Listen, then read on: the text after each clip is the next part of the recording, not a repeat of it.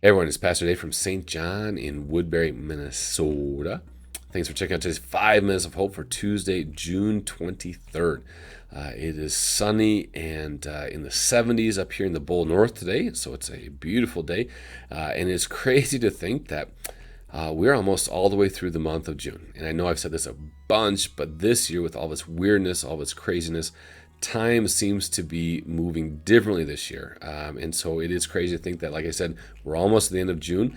We're in fact only a couple of weeks away from the 4th of July. So I hope that your week is off to a good start. I hope with all the craziness in the world that your relationships and work, your health, all those things are going well.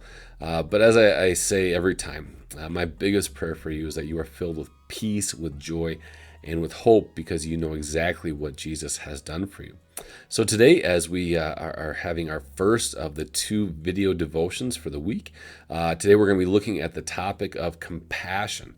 In fact, that'll be the topic both for today and Thursday, this idea of showing compassion, having compassion for others, and what that can look like. But of course, we'll have our jokes of the day. And so today, our joke of the day is about a bus filled with politicians. So there was a bus, again, like I said, filled with politicians. It was going down the road, and all of a sudden, the driver of the bus lost control, and the bus crashed and actually crashed onto a farm. And when the farmer came out and saw what happened, he decided that he would go ahead and just bury the bodies right there on his farm. And so that's what he did. And the next day, the sheriff comes out and he noticed that there's a crashed bus. He also knew that there was a bus filled with politicians that were traveling down the road. And so he goes up to the farm. He says, "Well, what happened here?" And he says, "Well, the bus crashed on my property yesterday." And the sheriff said, "Well, what did you do with all the bodies?" And the farmer responds, "Well, I buried them." And the sheriff said, "Well, were they all dead?"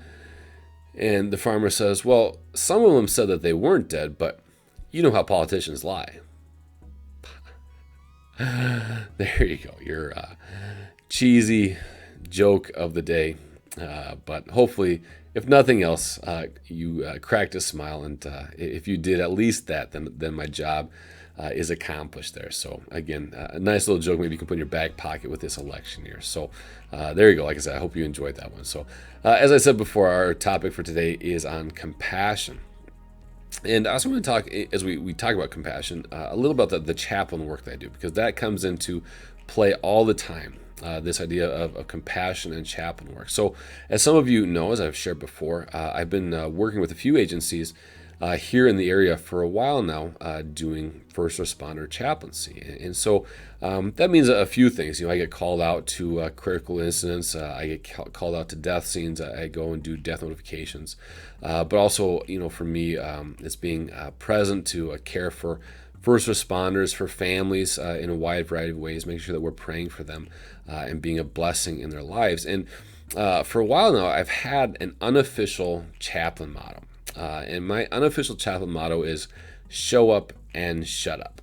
And what that means is simply there is power in the ministries of presence and silence.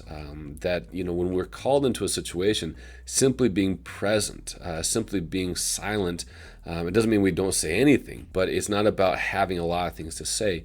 It can be a huge blessing. And, in this world, I think for us as humans, our natural tendency is that when people are going through a hard time, or people are suffering, or people are facing obstacles, that we want to do something or say something that will fix the problem, that will make everything right.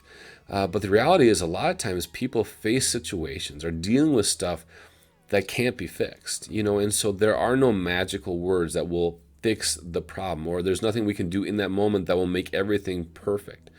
And so that's where we want to lean on the power of, like I said, the ministries of presence and silence, simply being present with the people in their suffering, just listening to their hardships and knowing that they're not going through it alone. I want to share with you some words.